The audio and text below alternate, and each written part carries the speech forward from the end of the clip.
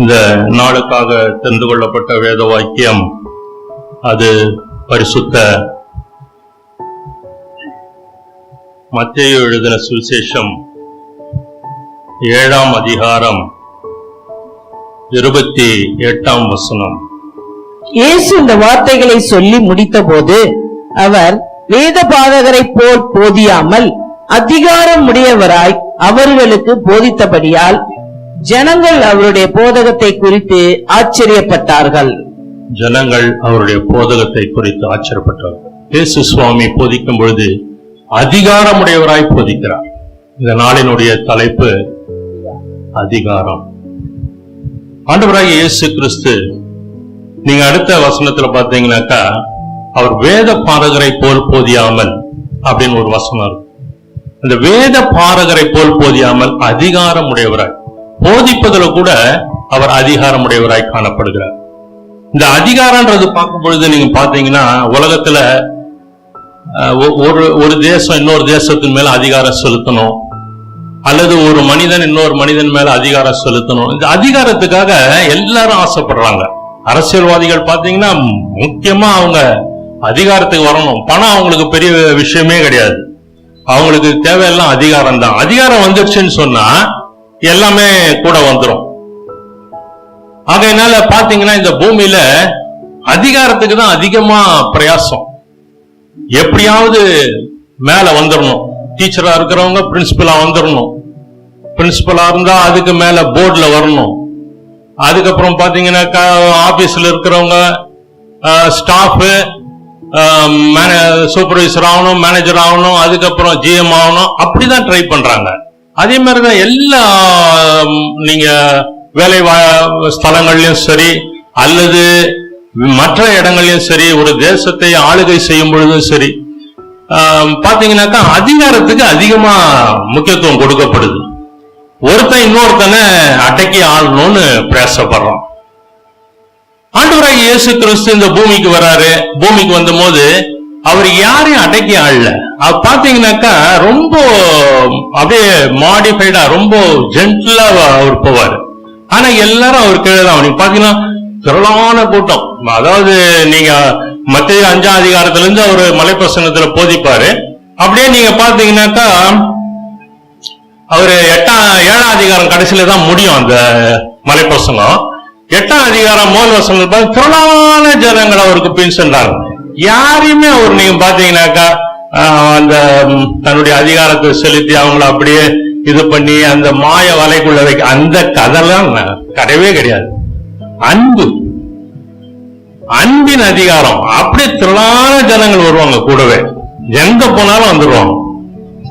இப்போ நீங்க பார்க்கும்போது இன்னைக்கு உலகத்துல நம்ம பாக்குறோம், இந்த பழைய காலகட்டங்கள்ல பார்க்கும்போது அலெக்சாண்டர் காலகட்டங்கள்லயே உலகத்தையே அடக்கி ஆளணும்னு ஆசைப்பட்டார். சின்ன வயசுதான் அலெக்சாண்டருக்கு. ஆனா பாத்தீங்கன்னாக்கா பெரிய அதிகாரம். அப்படியே படையெடுத்து வந்து வந்து வந்து வந்து வந்து தேசங்களை பிடிச்சுக்கிட்டு அப்படியே வராரு. இஸ்ரேல் தேசத்துக்கும் வராரு அங்க. ஆனா அவரு அங்க படைய கொண்டு போல, உள்ள வெளியே நின்னுறாரு. அதுக்கப்புறம் இந்திய தேசம் வரைக்கும் வர. அதுக்கப்புறம் அவரு நோய்வாய்ப்பட்டு இறந்துறாரு. ஆனா அவருடைய இறந்து போகும்போது கூட நீங்க பாத்தீங்கன்னாக்கா கைய வெளியே வச்சு சொல்லிட்டாரு, நான் இவ்வளவு அதிகாரத்தோட இவ்வளவு செல்வாக்கோட வந்தா கடைசியில ஒண்ணுமே இல்லை என் கையில, இதான் இந்த உலகத்தினுடைய இதுன்ற. ஹிட்லரும் அப்படிதான். கடைசியில எவ்வளவோ இது பண்ணிட்டு வர்றாரு. கடைசியில அவர் பாத்தீங்கன்னு சொன்னா சூசைட் ஆயிடுது. அவருடைய வாழ்க்கைய ஒண்ணு இல்லாம போயிடுது.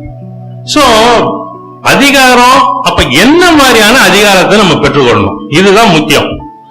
உலகப்பூர்வமான அதிகாரமா அல்லது ஆவிக்குரிய தேவனுக்குரிய அதிகாரமா, அதை தான் நம்ம இது பண்ணணும். நீங்க பாத்தீங்கன்னு சொன்னா ஆண்டவராகிய இயேசு கிறிஸ்து மத்தேயு எழுதின சுவிசேஷம் 9ஆம் அதிகாரம் 6ஆம் வசனத்துல அந்த இடத்துல நீங்க பாத்தீங்கன்னு சொன்னா ஆண்டவர் சொல்றாரு, பூமியிலே பாவங்களை மன்னிக்க மனுஷகுமாரனுக்கு அதிகாரம் உண்டென்பதை நீங்கள் அறிய வேண்டும் என்று சொல்லி திமிர்வாதக்காரனை நோக்கி நீ எழுந்து உன் படுக்கையை எடுத்துக்கொண்டு உன் வீட்டுக்கு போ என்றார். இங்க என்ன நடக்குதுன்னு சொன்னா, ஒரு திமிர்வாதக்காரனை கொண்டு வராங்க. ஆண்டவராகிய இயேசு கிறிஸ்து அந்த ஒரு வீட்டுல உட்கார்ந்து அவரு தேவனுடைய வார்த்தையை போய்த்து கொண்டிருக்கிறார், பேசி கொண்டிருக்கார். அப்போ என்ன நடக்குதுன்னா, உள்ள பிரவேசிக்க முடியல, அந்த அளவுக்கு திரளான ஜனக்கூட்டம்.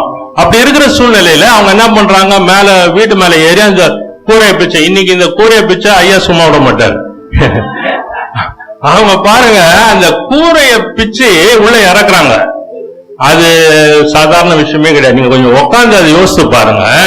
இப்ப நம்ம வீட்டுல எல்லாம் அது வாய்ப்பே கிடையாது. எவனா வீட்டுக்குள்ள வந்தாலே, யாருப்பா நீ, எதுக்கு வர, என்ன ஏது கேள்வி கேட்கணும். உங்க கூரையை பிக்கிற வரைக்கும் அந்த வீட்டு ஓனர் கம்முனுக்குறான். அதுக்கப்புறம் அவங்க இறக்குறாங்க. இறக்கிட்டு அதுக்கப்புறம் எங்க கூரையை மூடினாங்க, அவங்க பாட்டுக்கு போயிட்டாங்க. அப்ப அந்த செலவை யார் மீட் பண்ணுது? அது ஆண்டவர் பாத்துக்கிறார். சரி, அப்ப பாருங்க என்ன நடக்குதுன்னு சொன்னா,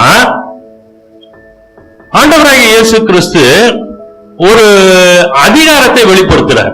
அது என்ன அதிகாரம்னா, பாவத்தை மன்னிக்க அந்த அதிகாரம். அப்ப அந்த பாவம் எதை குறிக்குதுன்னு சொன்னா, சாத்தானை குறிக்குது, பிசாசை குறிக்குது, மற்ற விதமான கீழ்ப்படியாமை, அசுத்த செய்கைகள் எல்லாவற்றையும் குறிக்குது. அப்போ ஆண்டவராகிய இயேசு கிறிஸ்து அந்த இடத்துல உன் பாவங்களை மன்னிக்க பூமியிலே பாவங்களை மன்னிக்க மனுஷகுமாரனுக்கு அதிகாரம் உண்டு என்பதை நீங்கள் அறிய வேண்டும் என்று சொல்லி திமிர்காரனை நோக்கி நீ எழுந்து உன் படுக்கை எடுத்துக்கொண்டு நடன்னு சொல்ற. அப்ப நீங்க என்ன பாத்தீங்கன்னா, இந்த இடத்துல ரெட்டிப்பான அதிகாரம் வேலை செய்யுது. ஒரு அதிகாரம் பாவத்தை மன்னிக்குது, இன்னொரு அதிகாரம் விடுதலையை தருது. அப்போ ஆண்டவராகிய இயேசு கிறிஸ்துவை பாருங்க, அவரை எப்படிப்பட்ட அதிகாரத்தை வெளிப்படுத்துறார். அது மட்டும் இல்லாம நீங்க மத்தேயு 8ஆம் அதிகாரத்துல பாத்தீங்கன்னு சொன்னா, இவங்க இந்த கரையிலிருந்து அந்த கரைக்கு போவாங்க. வாங்கள் நம்ம அக்கறைக்கு செல்வோம் சொல்லி இயேசுவாமி கொண்டு போவாங்க. போற வழியில பாத்தீங்கன்னா கடல்ல பெருங்காற்றும் பயங்கரமான அலைகள், படகு மூழ்கத்தக்க கூடிய விதத்துல ஏற்படுது. ஆண்டவராகிய இயேசு கிறிஸ்து அந்த கடல் அலைகளை பார்த்து அமைதியாரு, இறையாது அப்படின்னு சொல்லி அதையும் அடக்குவார். சோ அந்த அதிகாரம் பாத்தீங்கன்னா எப்படிப்பட்ட ஒரு அதிகாரம் சொன்னா, இயற்கையின் மேல ஏற்படக்கூடிய ஒரு அதிகாரம். மனிதன் ஒரு இடத்துல நீங்க பாத்தீங்கன்னா, யோவான் 11ஆம் அதிகாரத்துல லாசர் மரிச்சிருவார். மரிச்சு 4 நாள் ஆயிடும். 4 நாள் ஆயிட்ட பிற்பாடு போனா மரியாளும் அவங்க சகோதரியும் சொல்லுவாங்க, ஆண்டவரே வாங்க, ஆண்டவர் சொல்லுவார் வாங்க கல்லறைக்கு போவோம் அப்படின்னு. இல்ல ஆண்டவர் நாற்றம் எடுக்குமே திறக்கும் பொழுது அப்படின்னு சொல்லு. அப்போ அந்த இடத்துல நீங்க பாத்தீங்கன்னாக்கா, இல்ல நீ விசுவாசித்தால் தேவனுடைய மகிமை காண்பான்னு சொல்லி அந்த கல்லறை திறக்க வச்சு ஆண்டவர் ஒரு வார்த்தை சொல்வாரு, உரத்த சத்தமாய். வேதம் சொல்லும், அவர் உரத்த சத்தமாய் லாசருவே எழுந்து வெளியே வா அப்படின்னு. அப்போ மரணத்தின் மீது அதிகாரம், இன்னொருத்தரை கீழ்படுத்தணும், இன்னொருத்தர் வதைக்கணும், அப்படிப்பட்ட அதிகாரத்துக்கு தான் ஆசைப்படுறாங்க. இப்ப இந்த அதிகாரம் மற்றவர்களை கீழ்ப்படுத்தி வசியப்படுத்தி வைத்துக் கொள்ள வேண்டும் என்கின்ற அந்த விருப்பம் உள்ள அதிகாரம் தேவனுடைய அதிகாரம் கிடையாது. அது பிசாசினுடைய அவனுடைய வஞ்சிப்பு. நீங்க அப்படியே பார்த்துட்டு வந்தீங்கன்னாக்கா, மார்க்க சுவிசேஷத்துல பாத்தீங்கன்னா ஆண்டவராகிய இயேசு கிறிஸ்து தேவாலயத்துல பிரசங்கம் பண்ணி கொண்டிருப்பார். தேவாலயத்துல பிரசங்கம் பண்ணி கொண்டிருக்கும் பொழுது அந்த இடத்துல அந்த தேவாலயத்துல ஒரு மனுஷன் அசுத்தாவிகளால் பிடிச்சிருக்கும். அந்த மனுஷனை ஆண்டவராகிய இயேசு கிறிஸ்து விடுதலை ஆக்குவார். அப்போ பிசாசுகளின் மேல அதிகாரம், எப்படிப்பட்ட ஒரு அதிகாரம் பாருங்க, எப்படி விதவிதமான அதிகாரம். மலை பிரசங்கத்துல ஜனங்கள் எல்லாம் 3 நாள் உட்கார்ந்து இருக்கிறாங்க, பசி தாகம், என்ன ஆண்டவரே ஒண்ணும் பண்றது இல்லையா, இங்க என்னப்பா இருக்குது, ஒண்ணும் இல்ல. ஒரே ஒரு சின்ன பையன் 5 அப்போ 2 மீன் வச்சுன்னுக்குறான். அவனை புடிச்சுன்னு வாங்க. அந்த பையனை கூட்டின்னு வந்ததும் அவன் எடுத்துன்னு வந்து கொடுக்குறான். சாப்பிடாம வச்சுன்னு இருந்துக்கிறான் அந்த பையன். ஆண்டவர்கிட்ட கொடுக்குறான். கொடுத்ததும் என்ன நடக்குது, ஆண்டவர் அதை வாங்கி அதை ஜெபம் பண்றாரு. ஜெபம் பண்ணதுமே கீழே இறக்கி கொடுக்குறாங்க. அது 5000 பேருக்கு மேல போஷிக்கப்படும். உணவின் மீது அதிகாரம், அற்புதங்களின் மீது அதிகாரம், எப்படிப்பட்ட ஒரு அதிகாரம் பாருங்க. ஆண்டவராகிய இயேசு கிறிஸ்து இந்த பூமியில அவரும் அதிகாரம் உடையவராக தான் வராரு. ஆனா அந்த அதிகாரம் எந்த மனிதனையுமே துன்பப்படுத்தல. ஆனா சதுசேயர் பரிசேயருக்கு பாத்தீங்கன்னா பயங்கரமா குத்துது. ஐயோ, உலகமே இவர் பின்னால போகுது, உலகமே இவர் பின்னால போகுது. அவங்களுக்கு என்னன்னா தங்கள் பதவிகள் போயிடும், தங்கள் அந்தஸ்துகள் போயிடும், அதுதான் அவங்களுடைய எண்ணம். ஆனா ஆண்டவராகிய இயேசு கிறிஸ்துனுடைய எண்ணம் என்னன்னா பிதாவாகிய தேவனுடைய விருப்பத்தை நிறைவேறும். அதுக்குதான் அவர் இந்த பூமிக்கு இறங்கி வந்து அதிகாரம் உடையவரா வராரு. பாவங்களை மன்னிக்க அதிகாரம் உடையவராய் வராரு. நீங்க பாத்தீங்க சொன்னா மார்க் 1:27 பாருங்க என்ன சொல்றாங்க மக்கள் எல்லாரும் ஆச்சரியப்படுறாங்க. இது என்ன இந்த புதிய உபதேசம்? இது உபதேசம் ரொம்ப புதுசா இருக்க. எப்படிப்பட்டது? இது எப்படிப்பட்டது? இவர் அதிகாரத்தோடு அசுத்த ஆவிகளுக்கும் கட்டளையிடுகிறார். அசுத்த ஆவிகளுக்கும் கட்டளையிடுகிறார். அவைகள் இவருக்கு கீழ்ப்படுகிறது என்று தங்களுக்குள்ளே ஒருவரோடு சொல்லிக் கொண்டார்கள். ஒருவரோடு சொல்லிக் கொண்டார். இதுக்கு முன்னால பாத்தீங்கன்னாக்கா போதனை நடக்குது. அதான் வேதம் சொல்லுது, அவர் வேத பாவங்களை போல போயாமல் அதிகாரமுடையவராய் போயிட்ட. என்னன்னா போதனையில நீங்க போதிக்கணும்னு சொன்னா, தேவனுடைய வார்த்தையை வெளிப்படுத்தணும்னு சொன்னா, தேவனிடத்திலிருந்து அதிகாரம் நீங்க பெற்றுதான் நீங்க போதிக்கணும். இதுதான் ரகசியம். அப்பதான் அந்த போதனையில அதிகாரமுடைய தேவனுடைய வார்த்தையானது ஆவியும் ஜீவனுமாய் புறப்படும். அதெல்லாம் நீங்க புரிஞ்சுக்கணும். நீங்க சர்வசாதாரணமா போதிச்சீங்கன்னா அது உங்க மன விருப்பத்தின்படி நீங்கள் போதிக்கிறீர்கள். ஆனா தேவனிடத்திலிருந்து நீங்கள் அதிகாரம் பெற்று போதிக்கும் பொழுது உங்கள் வார்த்தை ஆவியும் ஜீவனுமாய் புறப்படும். ஏன்னா நீங்க இதைதான் போதிக்க வேண்டும் என்று சொல்லி அவர் சொல்லுகிறார், நீங்கள் செய்கிறீர்கள். அப்போ அந்த வார்த்தை அவருடையதாயிடுது. அப்ப அந்த வார்த்தை அதிகாரமுடையதாய் போய் சேரும். அப்ப அந்த வார்த்தையில ஆவியும் ஜீவனும் கலந்து போய் வேலை செய்யும். அப்ப யாருடைய தேவைகள் என்னவோ அது சந்திக்கப்படும், யாருடைய வேண்டுதல்கள் என்னவோ அது கேட்கப்படும். இதுதான் அதுல இருக்கிற ரகசியம். தேவனுடைய வார்த்தையை பாருங்க, அவர் ஒரு இடத்துல உட்கார்ந்து சொல்வாரு, இன்னொரு இடத்துல அதிசயம் அற்புதம் நடக்கும். இதுதான் அதிகாரம், இதுதான் தேவனுடைய அதிகாரம். இங்க நீங்க பார்க்கும் பொழுது நீங்க பாத்தீங்க சொன்னா இவங்க ஆச்சரியப்படுறாங்க. இது என்ன புதிய உபதேசமா இருக்கு, இது என்ன இப்படிப்பட்ட ஒரு அதிகாரத்தோடு இவர் கட்டளையிடுகிறாரு. இதுவரைக்கும் நம்மளுக்கு போதித்துக் கொண்டிருந்த வேதப்பாரர்கள் போதவர்கள் யாருமே இப்படிப்பட்ட அசுத்தாவிகளுக்கு கட்டளையிட்டு இந்த மனிதன் இப்படியாக இருக்கக்கூடிய இந்த மனிதன் விடுதலை செய்யலையே. இவர் சொல்றாரு, இது நடக்குது. ஆச்சரியப்படுறாங்க, எப்படி இந்த காரியங்கள் நடக்குது. அவங்க ஒருவரோடு பேசிக்கொண்டாரு, வேதம் சொல்லுது. அப்போ நீங்க பாத்தீங்கன்னு சொன்னா பிரசங்கி 8:4 8:4 பிரசங்கி 8:4 ராஜாவின் வார்த்தை எங்கேயோ அங்க அதிகாரம் உண்டு. நீர் என்ன செய்கிறீர் என்று அவனுக்கு சொல்லத்தக்கவன் யார்? இங்க பாத்தீங்கன்னா ராஜாவின் வார்த்தை எங்கேயோ அங்க அதிகாரம் உண்டு. இதுதான் ஆண்டவராய் இயேசு கிறிஸ்து. ராஜாதி ராஜாவாக வரக்கூடிய, ராஜாதி ராஜாவாய் வந்திருக்கிற, மீண்டும் வரப்போகிற ஆண்டவராகிய இயேசு கிறிஸ்துவுக்கு எல்லாவற்றின் மீது அதிகாரம் உண்டு. அவர் இன்னும் சிலுவையில அறையப்படல, அவர் இன்னும் இது பண்ணல. அதுக்கு முன்னாலே நீங்க பாத்தீங்கன்னா இப்படிப்பட்ட காரியங்கள் நடக்குது. மிகுந்த பலத்த காரியங்கள், பலத்த அதிசயங்கள். ஆண்டவர் சொல்றார், இப்படிப்பட்ட பலத்த அதிசயங்கள் சீதோனிலும் தீருவிலும் சீதோனிலும் நடந்தது அவங்க இப்பொழுதே ரட்டுடுத்தி உட்கார்ந்து இருப்பாங்களே அப்படின்னு சொல்றாரு. சொந்த ஜனத்துக்கு கப்பர்நகூம்ல அவ்வளவு அதிசயங்கள் இப்போ நடக்குது. ஆனா ஏத்துக்கொள்ளல. கேட்டா என்ன சொல்றாங்க, இவர் தச்சன் மகன் தானே, இவரை பத்தி எங்களுக்கு தெரியாதா, இவரு இன்னார் சகோதர சகோதரிகள் எங்களோட தானே கூட இருக்காங்க. தேவையில்லாத வீணான எண்ணங்கள், பெருமையின் எண்ணங்கள், உதாசீனப்படுத்தக்கூடிய நிர்விசாரம், அங்க தேவையில்லாத காரியங்கள். அவரை ஏற்றுக்கொள்ளக்கூடிய அளவுக்கு மனப்பக்குவம் இல்ல. அவர் சொல்றார், நான் செய்கிற காரியங்கள் நீங்க விசுவாசித்தால் பிதா என்னோடு கூட இருக்கிறார் என்பதை நீங்கள் அறிந்து கொள்வீர்கள் சொல்றாரு. மனக்கண்கள் திறக்கப்படல, மனக்கண்கள் கத்தப்பட்ட நிலை. அப்போ என்ன நடக்குதுன்னு சொன்னா வேதம் சொல்லுது, ராஜாவின் வார்த்தை எங்கேயோ அங்கே அதிகாரம் உண்டு. ராஜாவை பார்த்து நீர் என்ன செய்கிறீன்னு யாரும் கேட்க முடியாது. அதுதான் அடுத்து வர்றது. அதெல்லாம் ஒரு ராஜாவை பார்த்து என்ன என்ன என்ன செய்துன்னு கேட்பீங்களா? கேட்க முடியுமா? ஒரு சாதாரண கவுன்சிலரே கேட்க முடியாது. கேட்டா வீட்டுக்கு அந்த பிரச்சனை தான். அப்ப என்ன நடக்குது? தேவனுடைய ஆண்டவராகிய இயேசு கிறிஸ்து அதிகாரம் உடையவராய் வராரு இந்த பூமியில. இறங்கும் பொழுதே அதிகாரம். வானத்து நட்சத்திரம் மேல வந்து நிக்குது, பிரகாசமா நிக்குது. சிருஷ்டிப்பு வந்து அப்படியே ஜொலிக்குது.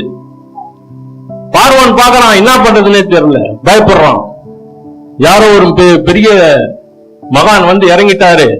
எகிப்து தேசத்தில் இருக்கக்கூடிய இஸ்ரவேல் ஜனம் வெளியே போயிடும் போல இருக்கு, அடிமைகள் போயிடுவாங்க போல இருக்கு, பயப்படுறான். என்ன பண்றது? சங்காரம் பண்ணு. ஒண்ணும் நடக்கல. இங்க பாருங்க பிரியமானவர்களே, வேதம் ஆண்டவராகிய இயேசு கிறிஸ்து ஒரு வார்த்தையை சொல்றார். இந்த வார்த்தையில தான் எல்லா ரகசியமும், அதிகாரத்துக்கு உரிய அனைத்து ரகசியமும் இந்த வார்த்தையில் அடங்கி இருக்கும். லூக்கா எழுதின சுவிசேஷம் 19ஆம் அதிகாரம் 10ஆம் வசனம். லூக்கா 19:10. இழந்து போனதை தேடவும் ரட்சிக்கவுமே மனுஷகுமாரன் வந்திருக்கிறார். இந்த இடத்துல பாத்தீங்கன்னா இழந்து போனதை தேடவும் ரட்சிக்கவுமே, அந்த இடத்துல கம்மா இருக்காது. தேடவும் ரட்சிக்கவும். அப்ப நம்ம என்ன நினைக்கிறோம்? காணாமல் போன ஆடை தேட வந்தாரு போல இருக்கு, அல்லது வேற எதையோ தேட வந்திருக்கிறாரு. என் கூட இருந்த நண்பர்கள் எல்லாம் மிமிக்ரி செய்யறவங்க, அப்ப இன்னைக்கு இருக்கிறாங்க. அவங்களாம் இந்த வசனத்தை வச்சு சில மிமிக்ரி எல்லாம் தமாஷா பேசுவாங்க. அது நான் இதுல பேச விரும்பல. அப்ப என்ன நடக்குதுன்னு சொன்னா, இழந்து போனதை தேடவும் ரட்சிக்கவுமே, அந்த இடத்துல கம்மா கிடையாது, ஒரு வார்த்தை அது. தேடவும் ரட்சிக்கவும். என்ன தேடணும், என்ன ரட்சிக்கணும்?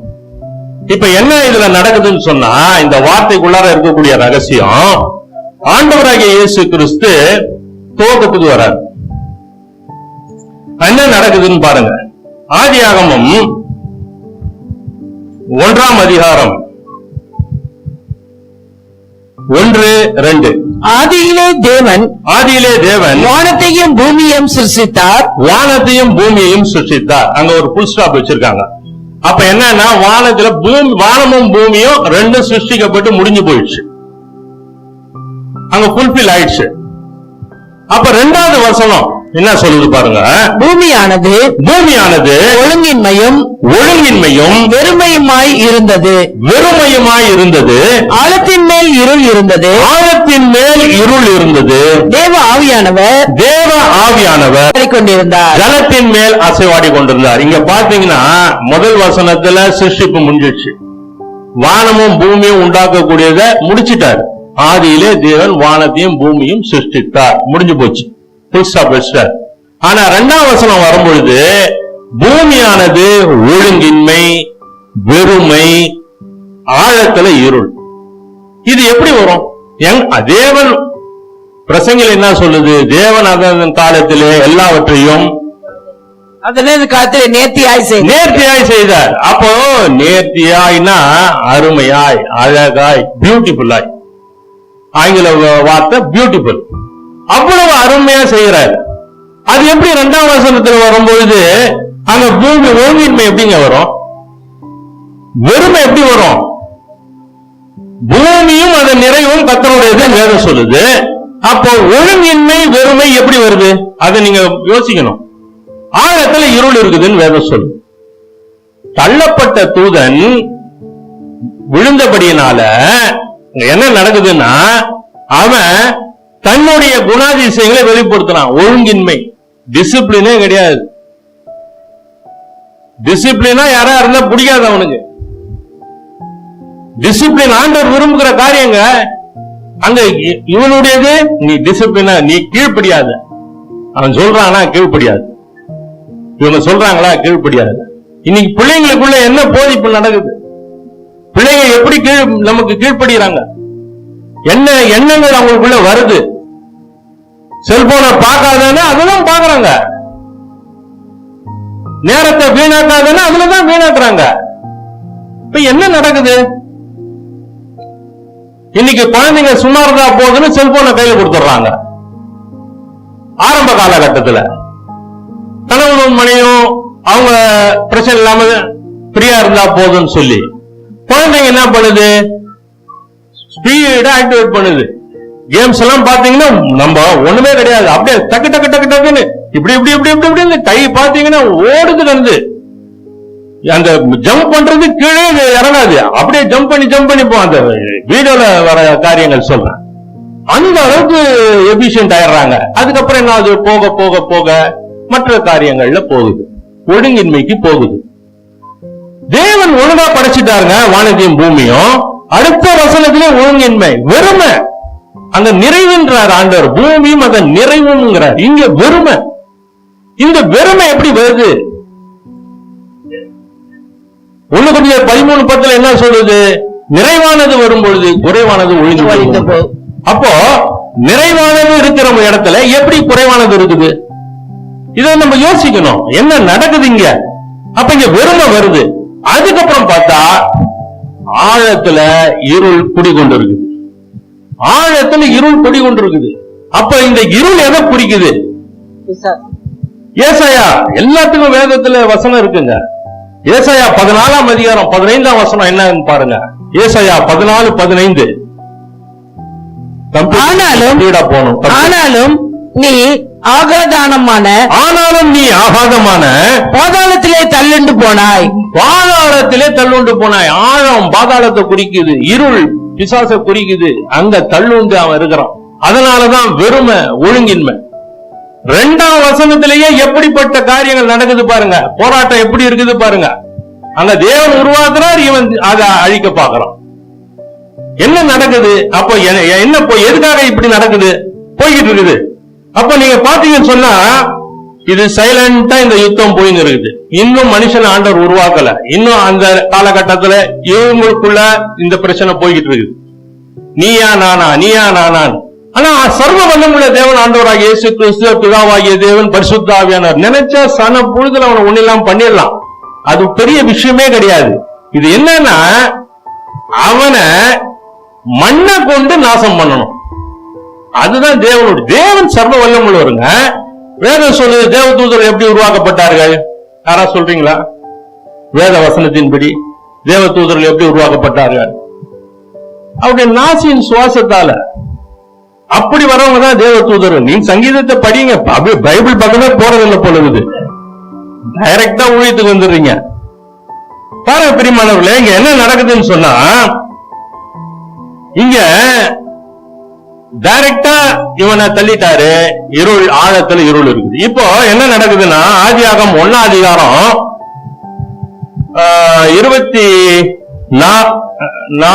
26 பாருங்க. பின்பு தேவன் நமது சாயலாகவும் நமது ரூபத்தின் படியையும் மனுஷனை உண்டாக்குவோமாக. அவர்கள் சமுத்திரத்தின் மச்சங்களையும் ஆகாயத்து பறவைகளையும் மிருக ஜீவன்களையும் பூமி அனைத்தையும் பூமியின் மேல் ஊறும் சகல பிராணிகளையும் ஆழக்கடவர்கள் என்றார். இத சொல்றார் ஆண்டவர், இன்னும் சிருஷ்டிக்கல. அப்ப என்ன சொல்ற, உண்டாக்குவோமாக அப்படின்னு சொல்லி இவர்களுக்கு இந்த அதிகாரத்தெல்லாம் இவங்களுக்கு ஆள்றதுக்கு நம்ம கொடுக்கலாம் அப்படின்னு சொல்லி திரியேக தேவன் பேசிக்கிறார். நாம் நமது ரூபத்தின்படி அங்கதான் திரியேகம் வருது. சோ அப்ப என்ன நடக்குதுன்னா நமது சாயலாக நமது ரூபம் வரும்போது பிதா குமாரன் பரிசுத்த ஆவியானவர் அதுல அடங்குறாங்க. பிதா பேசுறாரு, குமாரனும் பரிசுத்த ஆவியானவரும் கேட்டுக்கிட்டு இருக்காங்க. சரிங்கப்பா நீங்க சொல்ற மாதிரியே பண்ணிடலாம். அப்ப என்ன நடக்குதுன்னா 28ஆம் அதிகாரத்துல பாருங்க, 27 பாருங்க. தேவன் தம்முடைய சாயலாக மனுஷனை சிருஷ்டித்தார். அவனை தேவ சாயலாகவே சிருஷ்டித்தார். ஆணும் பெண்ணுமாக அவர்களை சிருஷ்டித்தார். இப்ப சிருஷ்டிப்பு நடந்துச்சு. சிருஷ்டிப்பு என்பது வாயில சொல்றாரு, அப்படியே உருவாகும். நல்லா கவனிச்சுக்குங்க, வாயில சொல்றார், உருவாகும். இப்ப 28ஆம் வசனத்துல பாருங்க, பின்பு தேவன் அவர்களை நோக்கி நீங்கள் பலுகி பெருகி பூமியை நிரப்பி அதை கீழ்ப்படுத்தி சமுத்திரத்தின் மச்சங்களையும் ஆகாயத்து பறவைகளையும் பூமியின் மேல் நடமாடுகிற சகல ஜீவ ஜந்துகளையும் ஆண்டு கொள்ளுங்கள் என்று சொல்லி தேவன் அவர்களை ஆசீர்வதித்தார். பாருங்க, இந்த வசனத்துல ஆண்டவர் என்ன பண்றாரு, ஆணும் பெண்ணுமாக சிருஷ்டித்து அவங்களுக்கு அதிகாரம் கொடுக்கிறார். என்ன விதம்? ஆண்டு கொள்ளுங்கன்றார். இப்ப என்ன நடக்குதுன்னு சொன்னா, இந்த வசனத்துல 26லயே நீங்க பாத்தீங்கன்னாக்கா அதுல ஒரு ரகசியம் இருக்குது. இந்த 26ஆம் வசனத்துல நீங்க பாத்தீங்கன்னாக்கா பூமி அனைத்தையும் அப்படின்னு போட்டு அங்க ஒரு கம்மா இருக்கும். அதுக்கு முன்னால மிருக ஜீவன்களையும் போட்டிருக்கோம். மிருக ஜீவன்களையும் கமா, பூமி அனைத்தையும் கமா. பூமி அனைத்தையும் நல்லா புரிஞ்சுக்கணுங்க. இப்ப இந்த மிருக ஜீவன்லாம் எங்க இருக்குது? எல்லாம் பூமியில தான் இருக்குது. ஆனாலும் ஆண்டவர் என்ன சொல்றாரு? பூமி அனைத்தையும். அங்க ஒரு வார்த்தை கொடுத்துட்டாரா? 28ல நீங்க வரப்போகும்போது பாருங்க, நீங்கள் பலுகி பெருகி பூமியை நிரப்பி அதை கீழ்ப்படுத்தி. அங்க நீங்க பாத்தீங்கன்னாக்கா பூமியை நிரப்பி ஒரு கமா, அதுக்கு பக்கத்துல நீங்க பாத்தீங்கன்னாக்கா அதை கீழ்ப்படுத்தி ஒரு கமா. இந்த அதை கீழ்ப்படுத்தி போது இந்த அதைனா எது? பூமியை. பிசாசங்க. அங்கதான் பூமியை தான் நிரப்புன்ட்டாரு, அதை கீழ்படுத்தின்றாரு. அப்ப பூமிக்கு உள்ளார இருக்கக்கூடியவன, ஆழத்துல இருக்கக்கூடியவன, அந்த இருளை அதை கீழ்படுத்தி அந்த அதிகாரமும் கொடுத்துட்டாருங்க. இப்ப என்ன நடக்குதுன்னா பாருங்க, 2ஆம் வசனத்துல ஆண்டவர் என்ன சொல்றாரு? வேதம் என்ன சொல்லுது? அங்க மண்ணை பண்படுத்தவும் அத இது சரி செய்யவும் மனுஷன் இல்லை. அப்ப இதுக்கு முன்னால இருந்தவங்க யாரு? ஆணும் பெண்ணுமாக தமது செயலாக தமது ரூபத்தின்படியாகவும் தேவன் அவங்களை உருவாக்குறாரு. அவர்களுக்கு சில அதிகாரத்தை கொடுத்து அனுப்புறாரு. இப்ப இங்க என்ன நடக்குதுன்னா, இங்க மனிதனை உருவாக்குறாரு. அங்க சிருஷ்டிப்பு, இங்க உருவாக்குதல். அவர்கிட்ட பல விதமான அதிசயங்கள் இருக்குங்க. வாயில சொல்லியும் உருவாக்குறாரு, நாசியினாலேயும் தேவதூதரை உருவாக்குறாரு, இங்க கையில பிடிச்சும் உருவாக்குறாரு.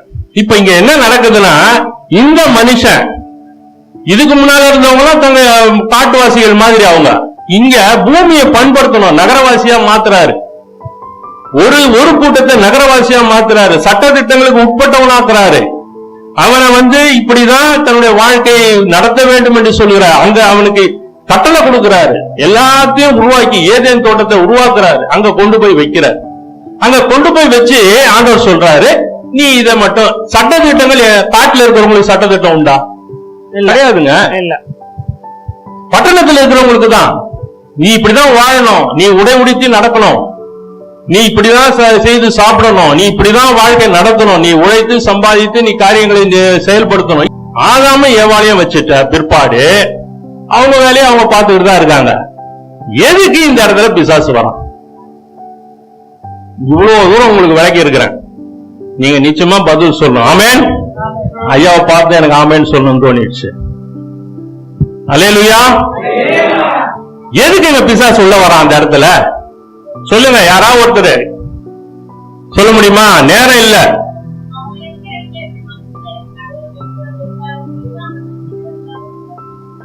சரி, அது ஒரு பக்கம் வஞ்சிக்கிறதுக்காக தான் வரான். ஆனா எது என்ன வஞ்சனையில என்ன விதமான எதுக்காக முக்கியமா உள்ள வரான்?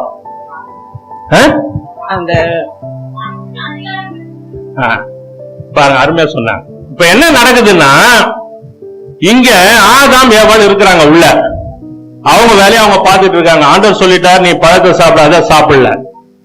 அவன் எசேக்கியேல் பாருங்க,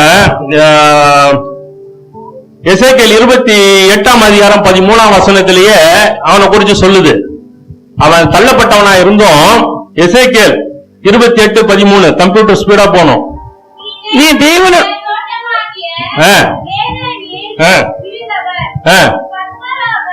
நீ தேவனுடைய தோட்டமாகிய ஏதேனில் இருந்தவன். ஒரு நிமிஷம் அப்படியே நிறுத்தீங்க. அது கீழே வரதெல்லாம் அந்த கற்கள், அது வேற விஷயம். அது இன்னொரு நாளைக்கு விளக்குறேன், உங்களுக்கு டைம் கிடையாது இப்போ. அப்ப என்ன நடக்குதுன்னு சொன்னா, இவன் ஏதேன்ல இருக்கிறான். ஏதேன்ல உலாவறதுக்கும் இவன் அதிகாரம் இவனுக்கு கொடுக்கப்பட்டது. பூமி அனைத்தையும் ஆண்டவர் நல்லா நீங்க அதான் அந்த முதல் அதிகாரத்துல இந்த 26, 28 நீங்க பாத்தியா, பூமி அனைத்தையும், அதுக்கப்புறம் அதை கீழ்ப்படுத்தி. இந்த 2 வார்த்தை ரொம்ப முக்கியம். ஆதாம் ஏவாளுக்கு இவன் மேல அதிகாரம் இருக்குது, அவங்களுக்கு அது தெரியல. இவன் உள்ளுக்குள்ள ஆதாம் முதலே பார்த்து, நீ இயேசு நாமத்துல தோட்டத்தை விட்டு வெளியே போ, உனக்கு இங்க என்ன வேலைன்னு சொல்லிட்டு இருந்தாருன்னா, இவனுக்கு தோட்டத்துள்ள வேலை கிடையாது. ஆதாம் என்ன சொல்றாரோ அதான். நீ வெளியே போ தோட்டத்தை விட்டுன்னு சொல்லியிருந்தா இவன் வெளியே போய் தான் ஆயிடணும், உள்ளுக்குள்ள வரக்கூடாது. நடந்திருக்கலாம், அனுபவங்கள் இருக்கலாம். பெரிய அதிகாரி லேசில் நம்ம கிட்ட வர மாட்டோம். இங்க இந்த 100க்கு அதிபதி இவன் சொன்னா என்ன நடக்கும். அவன் ஏரியால ஏகப்பட்ட வைத்தியர்கள் இருப்பாங்க, மருத்துவர்கள், சித்த வைத்தியம், யுனானி, ஆயுர்வேதம், இன்னும் ஓமியோ கிமியோ என்னென்ன இருக்குது எல்லாம் இருக்கும்.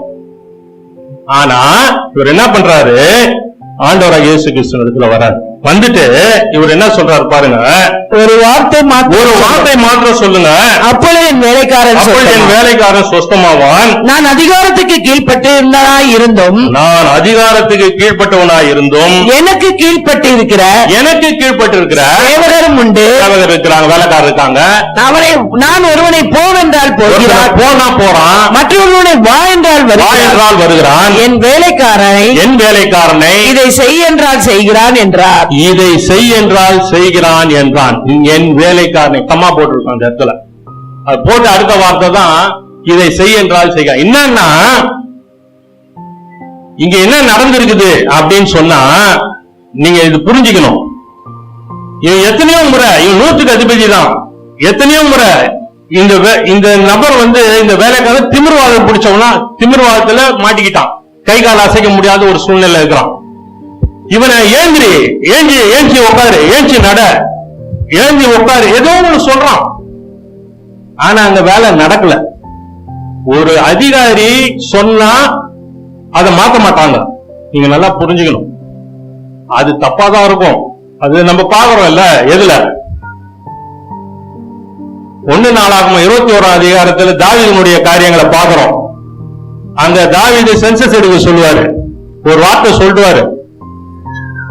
அங்க படைத்தலைவனாகிய யோவாப் சொல்லுவான், வேணா ராஜாவே, அது செய்ய வேணாம், அது ஆண்டவர் பாத்துக்கிறாரு, பலிக்கு பெருக வைக்கிறது தேவனுடைய காரியம், ராஜாவின் வார்த்தை மேலோங்கினபடினாலே அப்படின்னு ஒரு வசனம் இருக்கும் அதுல. அப்போ என்ன நடக்குதுன்னு சொன்னா, வார்த்தையை கொடுத்துட்டா பின்வாங்க மாட்டாங்க அதிகாரிகள். அதுல பல கோடி நஷ்டம் ஆனாலும் அது நம்ம தலையில தான், வரி பணத்துல தான் விழும், ஒண்ணும் பிரச்சனை இல்லை. ஆனா அதிகாரத்துல அப்படியே இருப்பாங்க. இங்க என்ன நடக்குதுன்னா, இவன் சொல்றான் இதை செய் என்றால் செய்கிறான், ஆனா இவன் செய்ய மாட்டான், இவனால செய்ய முடியல, இது நடக்கல.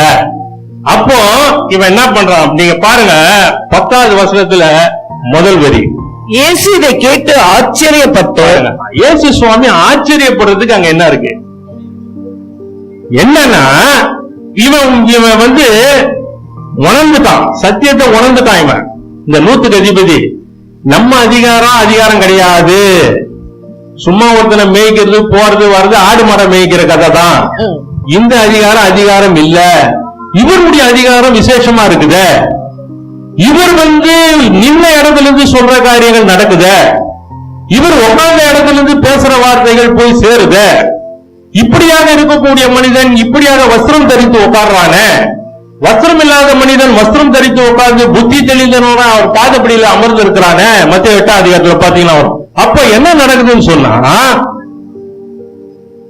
இதெல்லாம் அவன் கேட்கறான், அவன் தேசத்துல நடக்குது, அக்கம் பக்கத்துல நடக்குது, கேட்கறான். அப்போ உஷாராயிட்டான், இது நம்முடைய அதிகாரத்துக்கு உட்பட்டது அல்ல, இந்த திமிர்வாத காரணம் சுகமாக்குறது, இதை இவர்கிட்ட தான் கொண்டு போகணும், இவர் தான் இதற்கு அதிகாரம் உடையவரா இருக்கிறாரு. அப்போ நம்முடைய அதிகாரம் ஒண்ணு இல்ல, நம்மளை தாழ்த்தி போவோம்னு சொல்லி அவன் இறங்கி வரான். அதான் இயேசுவாமி இதை கேட்டு ஆச்சரியப்பட்டு சொல்றார், சொந்த ஜனத்துக்கு சொல்றாரு. என்ன சொல்றாரு பாருங்க, தமக்கு பின் செல்கிறவர்களை நோக்கி இஸ்ரவேலுக்குள்ளும் நான் இப்படிப்பட்ட விசுவாசத்தை காணவில்லை என்று மெய்யாகவே உங்களுக்கு சொல்லுகிறேன். பாருங்க எப்படிப்பட்ட ஒரு விசுவாசம். ஆண்டவர் சொல்றாரு, நீ போ, அவன் சுஸ்தமானான். அடுத்த வார்த்தை முடிஞ்சு அப்ப என்ன நடக்குதுன்னு சொன்னா தேவன் அதிகாரம் உடையவரா இருக்கிறார். இது விசேஷித்த அதிகாரம், இது விசேஷித்த அதிகாரம். டைம் ஆயிப்போச்சு, நான் சீக்கிரம் முடிச்சிடறேன். அப்ப என்ன நடக்குதுன்னா பாருங்க, மனுஷனுக்கு நமக்கு நம்முடைய உயிர் இருக்கு. பிரசங்கி 8ஆம் அதிகாரம் 8ஆம் வசனம், வேகமா போகணும் கம்ப்யூட்டர். பிரசங்கி 8:8, ஆவியை விடாது இருக்கிறதுக்கு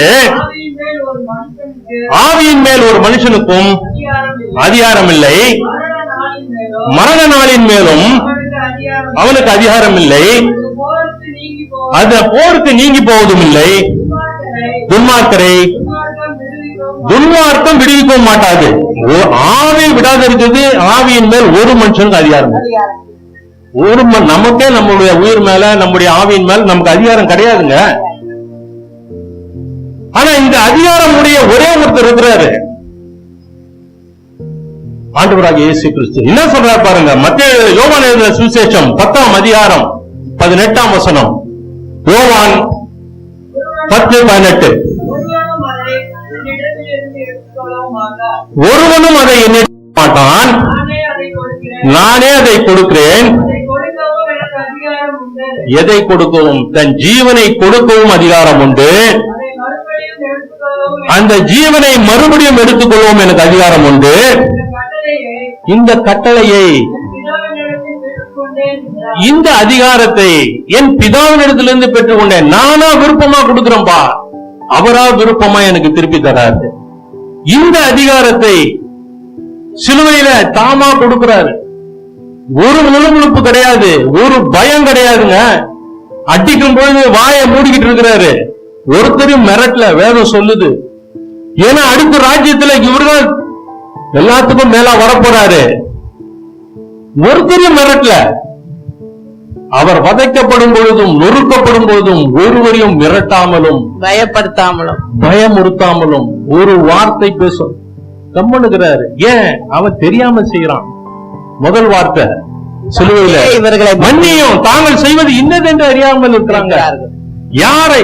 வேதம் சொல்லுது குறிஞ்சர்ல, அவர்கள் இவர் பிதாவுடைய குமாரன் என்று அறிந்திருந்தார்களானால் அவரை சிலுவையில் அறைந்திருக்க மாட்டார்களே, தெரியாம செய்கிறார்கள். ஆகையினால இங்க ஆண்டவர் சொல்றாரு, என் ஜீவனை கொடுக்கும் அதை எடுக்கும் எனக்கு அதிகாரம் கொடுப்பார். யாராவது சொல்ல முடியுமாங்க? அதுதான் ஆண்டவர் நிரூபிச்சும் காட்டினாரு. மரித்து அடக்கம் பண்ணப்பட்டு பாதாளத்தில் இறங்கி 3ஆம் நாள் உயிரோடு எழுந்து வர. இதுதான் தேவனுடைய அதிகாரம். இதுக்கு நிகரா யாராவது செய்திருந்தா சொல்லுங்க. வார்த்தையை சொல்லி நிறைவேற்றக்கூடியவர் ஆண்டவராகிய இயேசு கிறிஸ்து. ஒரு வார்த்தை நீங்க அவர்கிட்ட இருந்து வாங்கிட்டீங்கன்னா அந்த வார்த்தை நிச்சயமாக நிறைவேறும். வேதம் சொல்லுது, அது செய்து முடித்த பின்பே என்னிடத்தில் திரும்பும். ஏசாயா 55 பாத்தீங்கன்னா வரும். அப்போ பிரியமானவர்களே பாருங்க, பாருங்க யோவான் எழுதின சுவிசேஷம் 19ஆம் அதிகாரம் 10-11. இதுல பிலாத்து சொல்லுவான் பாருங்க, நீ என்னோட பேசுகிறது இல்லையா, உன்னை சிலுவையில் அறைய எனக்கு அதிகாரம் உண்டு, உன்னை விடுதலை பண்ண எனக்கு அதிகாரம் உண்டு, உனக்கு தெரியாதா என்ன? இவனுக்கு தெரியாமலே இவன் பேசினுங்கிறான். இவனுடைய வாழ்க்கை எப்படி முடிஞ்சதுன்னா அது மகா பயங்கரமா முடிஞ்சது. அது நீங்க வரலாறுல பார்த்து தெரிஞ்சுங்க. இப்ப நான் பேசலாம் நேரம் கிடையாது. அப்போ இவன் சொல்றான், உண்மை சிலுவையில் அறைய எனக்கு அதிகாரம் உண்டு, விடுதலை பண்ணவும் அதிகாரம் இருக்குதுன்றான். ஆனா ஆண்டவராகிய இயேசு கிறிஸ்து சர்வசாதாரணமா அவரு அடிச்சு ரத்தம் சொட்டி மேல அப்படியே காயம் பேரி சதைய பிச்சு தாடி முடியெல்லாம் பூச்சி வலிச்சு வேரோட புடிங்கன்னு அப்படியே தொங்குது. அப்படியே அவர் அந்த இதுல நிக்கிறார் இயேசுவாமி. அவ்வளவு வேதனையின் மத்தியில அவ்வளவு அதிகாரம் உடையவராய் இருக்கக்கூடிய அவர் சொல்றாரு, இந்நேரத்துல ஒருத்தனை என் பிதாவினிடத்தினால் வேண்டிக் கொண்டால் 12க்கும் மேலான தேவ தூதர்களை அனுப்புவார். 12 லேகியோன்களுக்கு மேலான தேவ தூதர்கள். லேகியோன் சொன்னாக்க 6000 அர்த்தம். அது பிசாசினுடைய இது கிடையாது. அது ரோம சாம்ராஜ்யத்துல 6000க்கு பேரு லேகியோன், லீஜியன் சொல்லுவாங்க ஆங்கிலத்துல. அப்ப 12,000க்கும் மேற்பட்ட 12 into 6 அது எத்தனை வருதுன்னு பார்த்தேன். அத்தனைக்கும் மேற்பட்ட லட்சக்கணக்கான கோடிக்கணக்கான தூதர்களை எனக்கு அனுப்புவாரு. அதுக்காக நான் வரலப்பா. அவர் சொல்றாரு பாருங்க. இயேசு பிரதியுத்தரமாக பரத்திலிருந்து உமக்கு கொடுக்கப்படாதிருந்தால் என் மேல் உமக்கு ஒரு அதிகாரமும் கிடையாது. ஆனபடினாலே என்னை உம்மிடத்தில் ஒப்புக் கொடுத்தவனுக்கு அதிக பாவம் உண்டு என்றார். இப்ப ஆண்டவர் பாருங்க, அவன் நீ வா போன்னு பேசுறான். ஆண்டவர் இங்க மரியாதையோட பேசுறார். உமக்கு நீர் அப்படின்னு போவோம். அப்போ என்னன்னா இங்க பாருங்க பிரியமானவர்களே, உம்மிடத்தில் ஒப்பு கொடுத்தவனுக்கு அதிக பாவம் உண்டு என்றார். இவன் ஒரு நிமிஷம் திணறிடுவான். நீங்க அடுத்த வசனத்துல முதல் வரி பாருங்க. அது முதல் பிலாத்து அவரை விடுதலை பண்ண வகை தேடினா. ஏன்னா ஒப்பு கொடுத்தவனுக்கு அதிக பாவம்னா நீ அதிகாரம் வேற இருக்குதுன்னு சொல்ற. அப்போ உன் நிலைமை இன்னும் என்ன மோசம். கொஞ்சம் ஜாகிரதையாரு. வெரி சிம்பிள் வேர்டு தான். அவனை டைரக்டா அவர் எதுவுமே சொல்லல, பிலாத்த எதுவுமே சொல்ல. உம்மிடத்தில் என்னை ஒப்பு கொடுத்தவனுக்கு அதிக பாவம் சொல்லிட்டான். அப்ப இவன் மைண்ட் எப்படி வேலை செய்யுது பாருங்க. கிரு வேலை செய்யுது. ஐயோ, அப்போ இதுக்கே இவ்வளவுனாக்கா இப்ப அதிகாரம் வேற, இது வேற. நான் நினைச்சா அப்படி பண்ணிடுவேன், இப்படி பண்ணிடுவேன், இந்த வார்த்தையெல்லாம் வேற விட்டுட்டோம். இவர் என்னன்னா இப்ப இத சொல்லிட்டாரு, தேவையில்லாம எங்கேயோ இருக்கிறத எடுத்து வேட்டில விட்ட கதை ஆகி போச்ச. என்ன பண்றது? எப்படியாவது தேடுறான். வகை தேடினான், விடுதலை பண்ண வகை தேடினான். ஆனா பாருங்க, முடிஞ்சுதா? அவனால முடிஞ்சுதா பாருங்க? ஒண்ணுமே முடியல. காரணம் என்ன? அவனுக்கு கிருபை கிடையாதுங்க. பயம். பதவி போயிடும், அதிகாரம் போயிடும். இங்க அங்க ஏரோத பகைச்சுக்கிட்டா தண்ணி இல்ல காடு. அங்க எங்கன்னா தூக்கி போட்டானாக்கா அங்க சாப்பாடு கிடைக்காது. இங்க நிலமும் கொழுப்புமா சாப்பாடு கிடைக்குது. அப்போ அவன் சூழ்நிலையில பாக்குறான். என்ன பண்றது? கடைசியில வேதப்பாளர் பரிசெயர் அவங்க பிரதான ஆசாரிக்கு ஏத்த மாதிரி ஒப்பு கொடுத்துருவான். சீமோன் ஒருத்தர் இருக்கிறான். அவன் மாய வித்தைக்காக பிரமிக்க பண்ணி கொண்டான். ஆனா பிலிப்பு அந்த இடத்துல போய் பிரசங்கம் பண்றாரு. ஆனா அவருடைய அற்புதம் அடையாளம் கண்டு இவன் பிரமித்து போறான். அப்ப எப்படிப்பட்ட அர்ப்பணிப்பின் வாழ்க்கை பிலிப்பினுடைய வாழ்க்கையில காணப்பட்டிருக்கும் பாருங்க. இவன் என்ன பண்றான்? ஏத்துக்கிறான் ஆண்டவரை. அங்க எல்லாம் ஏத்துக்கிட்டாங்க. ஆனா இன்னும் பரிசுத்தாவை பெற்றுக்கொள்ளேன்னு பேதுரு அதை பார்த்துட்டு என்ன பண்றாருன்னா இவர்களுக்கு ஒவ்வொருத்தர் மேலையும் கை வச்சு பரிசுத்தாவை பெற்றுக்கொள்ளுங்க. அப்ப இந்த சீமோன் என்கிற மாய வித்தைக்காரன் அவனும் ஆண்டவரை ஏற்றுக்கொண்டு வந்தவன் சும்மா வந்திருந்தா வாங்கிட்டு இருப்பான். பண மூட்டையோட நின்றுட்டு பணத்தை கொடுத்து எனக்கு பரிசுத்தாவை பெற்றுக்கொள்ளணும், நான் யார் மேல கை வைக்கணும் அவங்க பெற்றுக்கொள்ளணும், அதுக்குரிய அதிகாரத்தை எனக்கு கொடுங்கன்னு சொல்லி கேட்கிறான். அப்போ ஏற்கனவே 12 சீசல் ஒருத்தனாகிய யூதாசு பணத்தின் மூலமா விழுந்து போனவன்.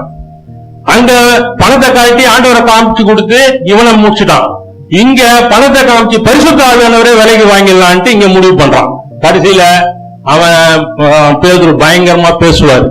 ஏடா கூடமா பேசி அவன் கடைசியில ஐயோ எனக்கு ஒண்ணு நேர்ந்துடக்கூடாதுங்க, எனக்காக வேண்டிக் கொள்ளுவான். அது ஒரு பக்கம்.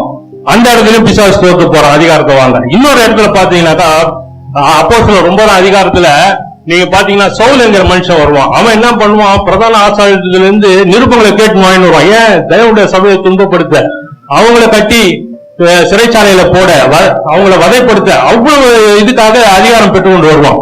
அப்படி வந்த ஒரு மனிதனை அவர் சொல்றார் பாருங்க பவுல். அப்போஸ்தலர் 26ஆம் அதிகாரம் 18ஆம் வசனம் பாருங்க. அப்போஸ்தலர் 26:18.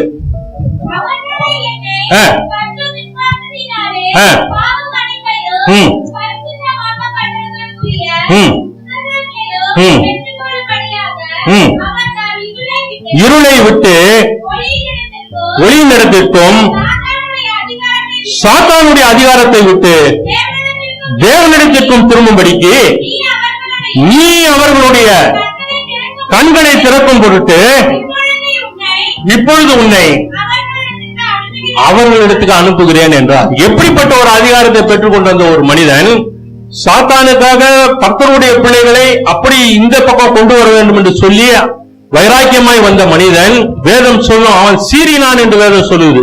அப்படியாக ஒரு சீற்றம் உள்ளுக்குள்ள ஒரு வைராக்கியத்தோடு வந்த ஒரு நபர் அவனை இப்ப ஆண்டவர் எப்படி மாத்தி இருக்காரு பாருங்க. இருளை விட்டு ஒளியினிடத்துக்கும் சாத்தானுடைய அதிகாரத்தை விட்டு, ஏற்கனவே அவனுடைய அதிகாரத்துல இருந்தவரு இப்ப அந்த அதிகாரத்திலிருந்து கர்த்தருடைய அதிகாரத்துக்குள்ள வந்தபடினால இவர் சொல்றாரு, சாத்தானுடைய அதிகாரத்தை விட்டு தேவனிடத்துக்கு திரும்பும்படிக்கு என்ன அனுப்பியிருக்காரு அப்படிங்கிறாரு. நான் வெட்கப்படுவது இல்லைங்கிறாரு. நிர்மூலமாக்குறதுக்கு அல்ல, மேலும் உங்களை ஊன்ற கட்டுவர். கர்த்தர் அதிகாரம் கொடுத்து அனுப்புறார். அதிகாரத்தோடு நம்ம வரணும் பிரியமானவர்கள். அதிகாரத்தோடு தேவனுடைய வேலையை செய்யணும். வல்லமை நிறைந்து தேவனுடைய வேலையை செய்யணும். அதிகாரம் உள்ளவர்களாய் வேலை செய்யணும். தேவன் அதை தான் விரும்புகிறார். முதல்ல அர்ப்பணிப்பு, அர்ப்பணித்து தகுதி பெற்று தேர்ச்சி பெற்று பயிற்சியிலே தேர்ச்சி அடைந்து தேவனுக்குள்ளாக வரணும். இல்லை என்று சொன்னால் வழியிலே அழிந்து போகாதபடிக்கு நம்ம பயிற்சிக்குள்ள வரணும் பிரியமானவர்களே. வேதம் அதான் திட்டம் தெளிவாய் சொல்லுது. இன்னைக்கு ஆண்டவராகிய இயேசு கிறிஸ்து சகல அதிகாரம் உடையவராய் வந்து இருக்கிறார்னு சொன்னா, வானத்தின் கீழே பூமியிலே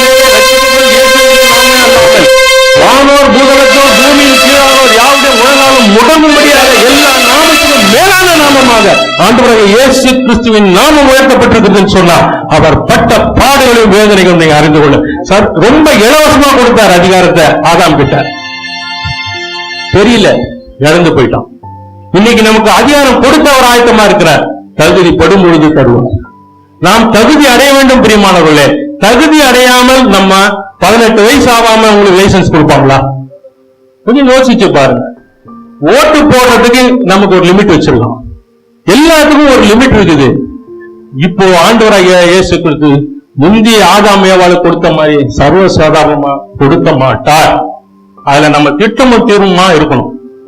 நம்ம பயிற்சியில தேர்ச்சி அடையணும். ஏன்னாக்கா நம்முடைய எதிராளி தந்திரமானவன்.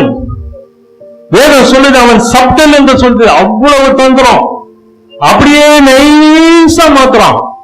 அப்ப எந்த அளவுக்கு நமக்கு ஆவிக்குரிய மனக்கண்கள் திறக்கப்படும். 2 Corinthians 4:4 என்ன சொல்லுது? அவன் மனக்கண்களை குருடாக்கினபடினாலே மனக்கண்கள் திறக்கப்படணுங்க. மனக்கண்கள் திறக்காம சரீர கண்கள் மட்டும் திறந்திருந்தா வேலைக்கே ஆகாது. போய் நியாயத்தீர்ப்பு தான் உட்கார்ந்து இருக்கணும். எப்போ ஆண்டவர் நமக்கு கிருபை கொடுப்பார், எப்ப நம்ம உள்ளே ஏறி போவோம். மனக்கண்கள் திறக்கப்பட்டால் பரிசுத்த ஆவியானவர் வழி நடத்துதல் உங்களுக்கு தெரியும்.